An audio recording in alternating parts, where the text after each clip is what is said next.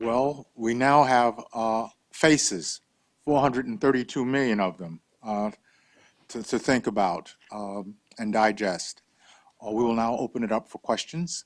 As again, please reuse your tent cards to identify yourselves. Thank you so much for both of your comments. I just have a basic question about the package of services that are typically covered, whether it be in the framework, Bob, that you put together, or Mariah, even in what the frontline health workers are coping with, particularly when thinking about huge issues that are coming up like diabetes, like hypertension, and some of the issues that are beyond maternal and child health specifically, or communicable diseases specifically, but more along chronic management of disease.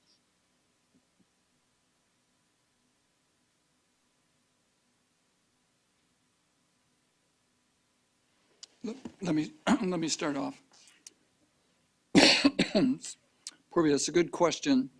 We know the sort of normative answer to that, and then the in practice current situation. All of us around the table who are aware of the growing non-communicable disease burden on countries we're talking about here are aware that in many cases the resources have not been put and made available through any financing arrangement or delivery system to adequately cope with the growing burden that those present. So that's the challenge. Each part of a society in any country, a huge country like India, a small country like some of the African countries in sub-Saharan Africa that we work with, has a resource envelope available to cover the cost. As many of you around the table who are economists know, there isn't any direct line from printing money, so to speak, to putting it into these services. There has to be a political and an organizational and a sort of rational economic conversation that gets out how to get the benefits package to fit. What Ricardo Bertrand's studies that I mentioned in here is detecting is that, not going specifically yet to the question of the non-communicable diseases, but that as countries have moved in the pattern of change, as countries have moved to more universal coverage and tried therefore to be more fully accommodating and covering the needs of the previously not covered, which often were the non-formal sector, that on a per head basis, less resources are available per person than had previously been put to urban populations that had higher incomes.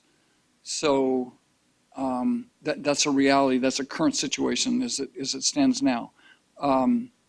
More of the resources have been put into these universal health coverage arrangements in a couple of studies that others at the World Bank have recently put together, showing that there's been a shift from premium collection as being the main way in which these systems have been put together through social health insurance to arrangements of the kind we were just hearing about from India that would come from actual tax resources themselves.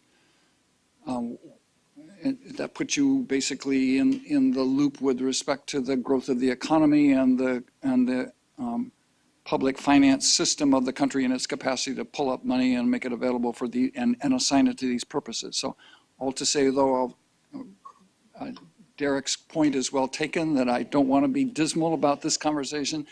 I think we need to be reality-based and evidence-based in our conversation here. I think there are opportunities for great innovations to drop into a problem that looked impossible to deal with and provide us some solutions. But the basic playing field within which this conversation is being carried out is one where there are many competitors for the resources that are needed for these purposes. Dealing with water supply and sanitation is competing with providing services for diabetes, is competing with other things in a society that doesn't have enough for all the different needs there are. So there's readily available tools by which to look at the benefits package and try to perfect them in a way that more fully hits the burden of disease as it is and covers more of the population that don't otherwise at this point have coverage. But there's no way to cover everything for everybody tomorrow. It's going to take time.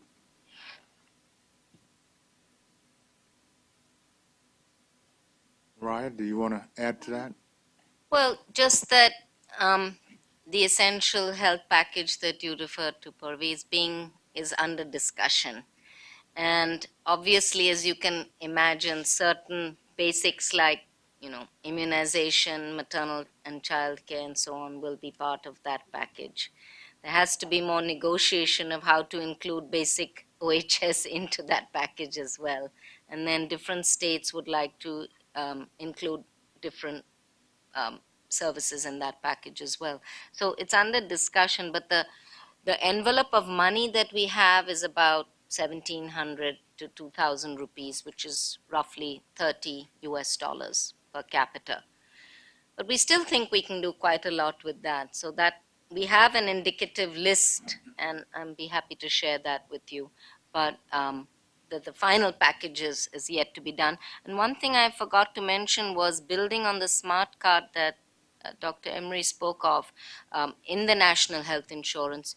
Each citizen would be provided with that kind of smart card.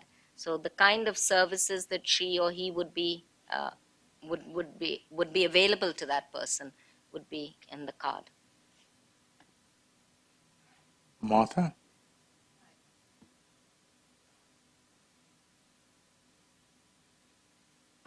I'm just picking up on the sort of chronic disease theme, and from the perspective of somebody in the informal economy and the burden of disease on earning. Because when your only asset is your labor and you don't have any paid sick leave or any kind of health insurance coverage, we really need to better understand the burden of chronic disease on these workers and figure out, which of those is giving the greatest burden to their earning opportunities. So there's the loss of income that comes, not just the expenditure side. And that I think we have to be very cognizant of with the informal economy. And then in terms of the costs, I think picking up on this indirect cost theme, we have to remember the opportunity cost, not just of earning income, but the opportunity cost of negotiating the bureaucracy to access the health services. And all of these are really acute when you have to go and work at that construction site that day, or you don't feed your children, but you also are anemic and are popping pills because your body aches and you can't get to the health services. So I just want to say that is the context that we're talking about. So all of our frameworks, whether it's burden of disease, costs, direct and indirect, have to be sort of amplified to take into the reality of the informal workers that Mirai Ben communicated so vividly.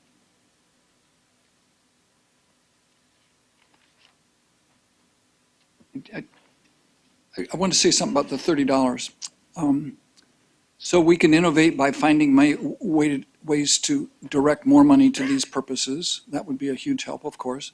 And we can innovate by making sure that we efficiently use the money that we got, which includes dealing with the C word, corruption, and leakage, as it's called in a colloquial way. So the benefit of the smart card, if it continues to function well, is to protect us against leakage, in addition to making sure that people get the access that they're fairly entitled to. If we can prevent leakage, then we can make the money stretch farther, and that's a big help.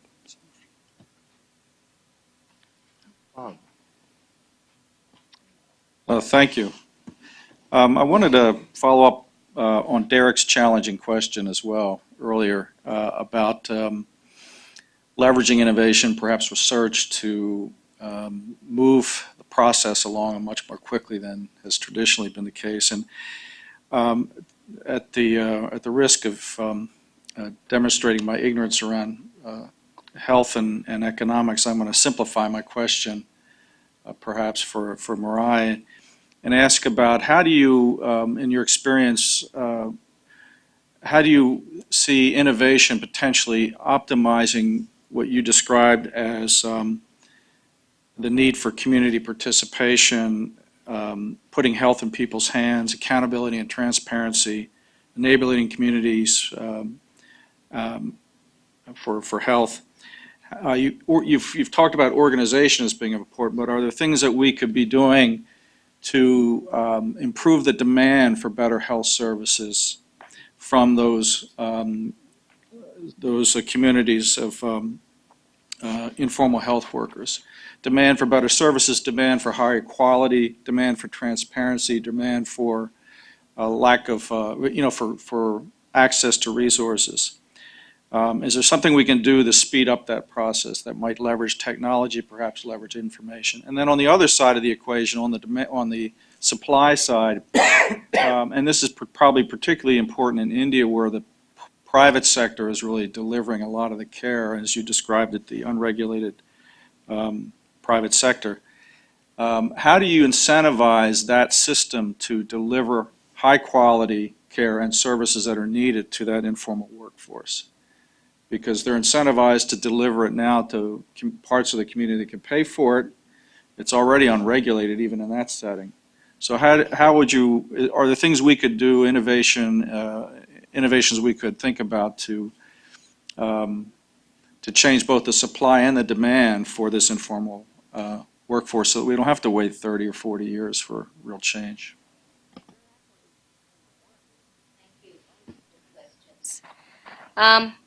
I think there's a lot we can do, harnessing technology, and I'll come to that in a minute, but even simple old-fashioned things. One of the things that some of the states have done to innovate and to bridge the gap so that people know where to go and they can actually access services is simply writing the services in the local language on the walls of the primary health center, painting them on. So people know what they're supposed to get. They know that they're supposed to get them for free. They know which drugs they're supposed to get, and also that they're for free. So this is something that has been, it's a simple thing, but has been found to be quite effective. The other thing is instituting certain community processes into the government public health system, including what we call social audit, which is that periodically a joint team of public, private, community organizers go into communities and hold large public meetings. It's not easy for people to speak out. It's not easy for women in particular to speak out, but slowly they begin to, and sort of provide a public platform so that they can democratically exercise their right to ask questions, to find out more information, and meanwhile the public health authorities and even the private providers can find out what's actually going on the ground. So some of these simple old-fashioned tools, but also use of mobile phone technology. Then there's, I belong to an organization also, I'm on the board, called the Public Health Foundation of India, and we've developed a tool called a Swasth Slate. I don't know if you've seen it, which Swasth means health in our language. It's a small little tablet like this, which when put in the hands of frontline workers, she can collect data, she can send the data to the block headquarters, and we've begun testing some of these technologies so that the information from the ground, the knowledge goes straight up. One of the problems, and I know you're familiar because you're familiar with the Indian reality, is that we don't get proper data. There's an incentive to fudge data, quite frankly, and not reflect the true reality on the ground. What are the priorities? What's going on, in fact? So I think these kind of tools, when put in the hand of frontline workers who really are most concerned about their neighbor's child than anybody, they're most likely to give you the authentic data and so on, will go a long way. You also asked about incentivizing the private sector to serve informal workers, and perhaps you and others who are again familiar with the Indian reality will know that in fact there are large numbers of private providers who are where informal workers live and work. So in a sense, because of the market forces, they go there because they know that these people are more sick and they need care. The question is what kind of care they're giving, the cost of care, the rationality of it, and so on. And those are huge challenges. But having said that, there are various programs that do incentivize the private sector. We had one in our own state which was rather successful, called the Chiranjeevi Yojana, which was designed to fill the gap between the need for maternal health care and safe motherhood and the actual services, well, basically saving women's lives. And what the state government did was incentivize private providers, actually paid them for their services.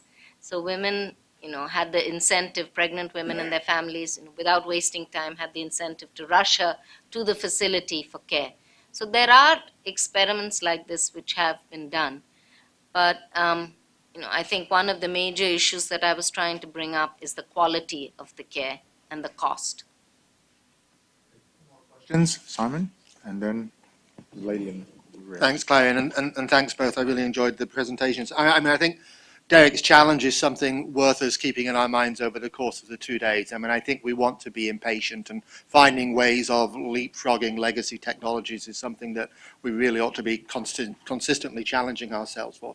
And indeed, setting up this community of practice to do that, I think, is really helpful. And I think that smart card innovation and technology is clearly replicable. There's lots of lessons to be learned there. I guess a couple of questions and things that I'm considering as we look at, Mirai, you talked about issues around social justice, and I think about those 3 dimensions of universal health coverage, and I ask my question, how universal is universal? And when one thinks about, the final fifth and that last mile and the hard to reach, they're hard for a reason. And I think there's a Lancet paper we'll talk about later that talks about progressive universalism. But it would be good to hear experiences around how one finds those hard to reach first and creates the incentives for doing that, because history tells us that we have nice slogans that leave no one behind. We always leave people behind. And so any experiences for these great words in terms of the principles of UHC in India, the experiences of getting to them, I think, is important. And the trade-offs between enhancing the services and enhancing the coverage, and the political dimensions of that are clearly going to be important in the decisions that are taken in any national context. And the final dimension for me is I think is a little bit, Purvi, what you were talking about, which is the importance of those determinants and drivers and not having the health sector talk amongst itself. And again, a real hope for a forum like this is to bring in ideas around how one creates incentives for really having promotive and preventive actions that lie beyond the health sector. And I think they're things really worth exploring. Thanks.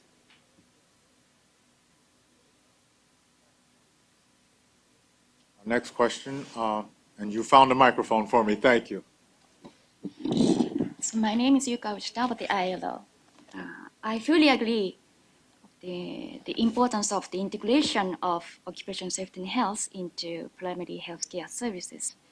But the challenge is, especially for the occupational safety aspect, there is the different framework, political framework, legal framework, institutional framework.